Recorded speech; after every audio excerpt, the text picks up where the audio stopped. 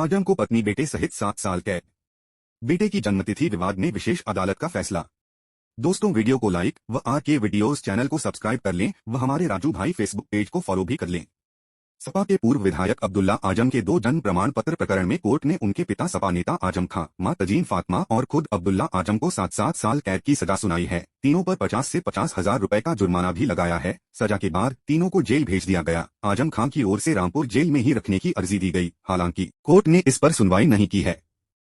भाजपा नेता आकाश सक्सेना ने 3 जनवरी 2019 को गंज कोतवाली में मोहम्मद आजम खां, अब्दुल्ला आजम और तजीन फातिमा के खिलाफ मुकदमा दर्ज कराया था। आरोप था कि अनुचित लाभ लेने के लिए आजम खां और तजीन फातिमा ने बेटे अब्दुल्ला आजम के 2 जन्म प्रमाण पत्र बनवाए हैं। पुलिस ने जांच के बाद अप्रैल 2019 में 420, 467, 468, 471 आईपीसी व 120 बी का आरोपी मानते हुए कोर्ट में चार्जशीट दाखिल की थी। इस मुकदमे में सम्मन के बाद भी हाजिर न होने पर तीनों के खिलाफ दिसंबर 2019 में कुर्की की प्रक्रिया शुरू हुई। 26 फरवरी 2020 को तीनों ने कोर्ट में सरेंडर कर दिया था, जिसके बाद उन्हें जेल भेज दिया गया। 27 माह बाद आजम जेल से बाहर आए थे। बुधवार को इस मामले में कोर्ट ने फैसले की तारीख मुकर्रर की थी। केस के वादी शहर विधायक आकाश सक्सेना और आरोपी आजम खां, अब्दुल्ला आजम व तजीन फातिमा कोर्ट में हाजिर हुए। वादी के अधिवक्ता संदीप सक्सेना ने बताया कि दोपहर बाद एमपीएमएलए मैजिस्ट्रेट कोर्ट शोभित बंसल ने तीनों को दोषी करार दिया। उधर सजा होने के बाद आजम खां और अब्दुल्ला आजम ने जौहर बीवी से सफाई मशीनें बरामद होने के मामले में सरेंडर किया और जमानत अर्जी दाखिल की। कोर्ट ने इसे खारिज कर दिया। एडीजीसी संदीप सक्सेना ने बताया कि तीनों ने इस केस में समर्पण के बाद जितने दिन जेल में बिताए हैं वे इस सजा में जोड़े जाएंगे।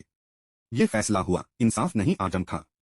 सजा सुनाई जाने के बाद आजम खां ने कहा कि इंसाफ और फैसले में अंतर होता है। यह इंसाफ नहीं है, फैसला हुआ है, वह फैसला हुआ है जिसे पूरा शहर कल से जान रहा था। मीडिया से लेकर हर शख्स को यह पता था कि हमें कितनी सजा होगी। -50 हजार रुपए जुर्माना भी तीनों पर लगाया गया। जन्म प्रमाण पत्र बनवाए जाने का आरोप था। 50-02 धर्म के कारण किया जा रहा परेशान अखिलेश। कन्नौज सपा अध्यक्ष अखिलेश यादव ने कहा कि आजम को उनके धर्म के कारण परेशान किया जा रहा है। इसके लिए भाजपा सरकार को जिम्मेदार बताया। बुधवार को अखिलेश कन्नौज के नसरापुर में पूर्व विधायक स्व अनिल दोहरे के शांति पाठ में श्रद्धासुमन अर्पित करने पहुंचे थे। केंद्रीय कर्मियों पेंशनरों का महंगाई भत्ता 4 बढ़ा। केंद्रीय मंत्रिमंडल ने बुधवार को केंद्र सरकार के कर्मचारियों और पेंशन भोगियों के महंगाई भत्ते दिए में 4% की बढ़ोतरी कर दी। इस फैसले से 48.67 लाख कर्मचारियों और 67.95 लाख पेंशन धारकों को लाभ होगा। मंत्रिमंडल ने गेहूं का न्यूनतम समर्थन मूल्य एमएसपी 150 रुपए बढ़ाकर 2275 रुपए प्रति क्विंटल करने की भी घोषणा की। मंत्रिमंडल ने रेलवे कर्मचारियों को उनके 78 दिनों के वेतन के बराबर बोनस देने का भी निर्णय किया। प्रधानमंत्री नरेंद्र मोदी की अध्यक्षता में मंत्रिमंडल की बैठक में इन प्रस्तावों को मंजूरी दी गई।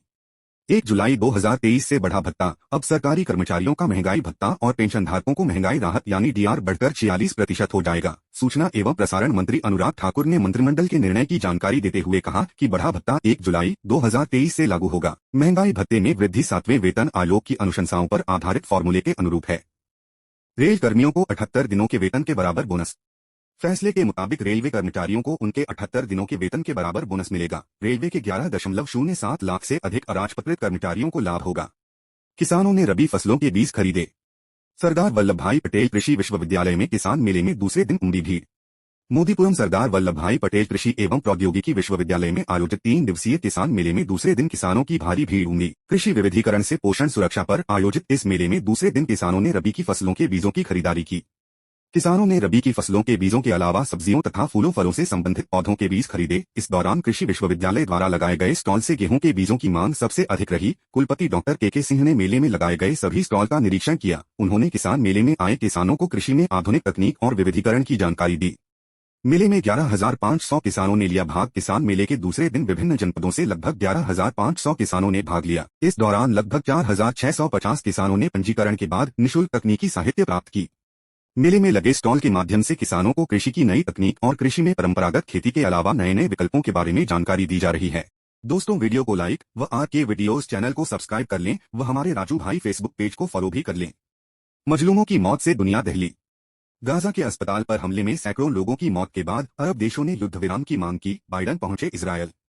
गाजा के अस्पताल में हुए विनाशकारी विस्फोट के बाद अरब देशों में आक्रोश बढ़ गया है। संयुक्त राष्ट्र में 22 अरब देशों ने इजरायल के हमलों को तुरंत रोकने का आह्वान किया है। इसके साथ अरब देशों में इजरायल के खिलाफ विरोध प्रदर्शन भी तेज हो गए हैं। वहीं अमेरिका ने साफ किया कि वह इजरायल के साथ है। इजरायल और हमास के दावों के बीच पश्चिमी देशों ने कहा है कि अस्पताल पर हमले के लिए जवाबदेही तय होनी चाहिए।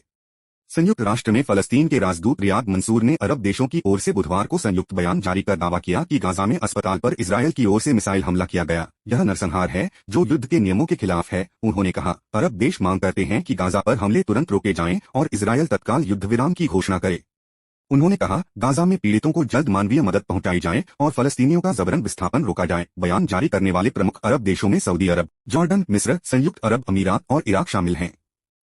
मंसूर ने इजरायल के उस दावे को भी खारिज कर दिया कि अस्पताल पर हमले में हमास का हाथ था। उन्होंने दावा किया कि इजरायल ने अस्पताल परिसर के पास हमास की मौजूदगी का अनुमान लगाते हुए हमला किया। बाइडन के साथ बैठक रद्द। अस्पताल पर हुए हमले के बाद जॉर्डन ने बुधवार को अम्मान में गाजा पर चर्चा के लिए बुलाए गए शिखर सम्मेलन को रद्द कर दिया। इस सम्मेलन में अमेरिकी राष्ट्रपति जो बाइडन, मिस्र और फलस्तीनी नेताओं के साथ बातचीत करने वाले थे। जॉर्डन के विदेश मंत्री अयमान सफादी ने बताया कि गाजा में जो वर्तमान हालात हैं, उसे देखते हुए सम्मेलन का कोई औचित्य नहीं है। ईरान ने इजरायल पर प्रतिबंध लगाने का आह्वान किया। ईरान ने इस्लामिक देशों से इजरायल पर प्रतिबंध लगाने का आह्वान किया है। ईरान के विदेश मंत्री हुसैन अमीर अब्दुल्लाहियान ने कहा कि ओआईसी मुस्लिम देशों का समूह को सबसे पहले तेल की बिक्री पर प्रतिबंध लगाना चाहिए। साथ ही ओआईसी के सदस्य देशों को अपने यहां से सभी इजरायली राजदूतों के निष्कासन पर विचार करना चाहिए। गाजा को लेकर सऊदी में ओआईसी देशों की अहम बैठक हुई। सड़कों पर आक्रोश। गाजा के अस्पताल पर हमला संभवतः इजरायल ने नहीं किया है। लगता है कि इसके पीछे किसी और का हाथ है। हम त्रासदियों को रोकने के लिए सभी साझेदारों के साथ काम करना जारी रखेंगे। जो बाइडन, राष्ट्रपति अमेरिका, इजरायल युद्ध विराम की घोषणा करे। गाजा पर हमले रोकने के लिए पश्चिम देशों को दबाव बनना चाहिए। हमले के अपराधी बच नहीं पाएंगे। अहमद अबुल-घीत, अरब लीग के प्रमुख। गाजा के अस्पताल में सैकड़ों लोगों की मौत निंदनीय है। आतंक के लिए फलस्तीन के सभी लोग सीधे रूप से जिम्मेदार नहीं हैं। एंटोनियो गुतारेस, महासचिव, संयुक्त राष्ट्र ने की निंदा।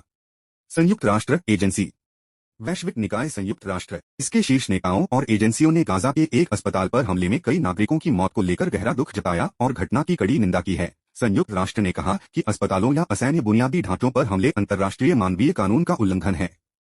हमास बोला, दावा झूठा, कड़ाई से जवाब देंगे। हमास समूह ने दावा किया है कि गाजा के अस्पताल पर हमला इजरायली सेना ने ही किया। इजरायल की ओर से जो दावा किया गया है, उसमें जरा भी सच्चाई नहीं है। गाजा में आम लोगों को निशाना बनाया जा रहा है और इसका कड़ाई से जवाब दिया जाएगा। वित्तीय नेटवर्क पर प्रतिबंध। वाशिंगटन। इजरायल हमास जंग के बीच अमेरिका ने बुधवार को हमास के 10 सदस्यों के साथ फलस्तीन के आतंकी संगठनों पर प्रतिबंध लगा दिया। अमेरिका ने गाजा, सूडान, तुर्की, अल्जीरिया और कतर में फैले आतंकी संगठनों के वित्तीय नेटवर्क पर भी रोक लगा दी। वित्त विभाग के विदेशी संपत्ति नियंत्रण कार्यालय ने ये आदेश दिया। हमला हमास ने कराया, हमारे पास सबूत। नेतन्याहू। इजरायल के प्रधानमंत्री बेंजामिन नेतन्याहू ने अस्पताल पर हमले के लिए हमास को जिम्मेदार बताया। उन्होंने कहा, गाजा में अस्पताल पर हमले के लिए इस्लामिक जिहाद जिम्मेदार है। हमास ने ही इस घटना को अंजाम दिया है। हमारे पास इसके सबूत हैं।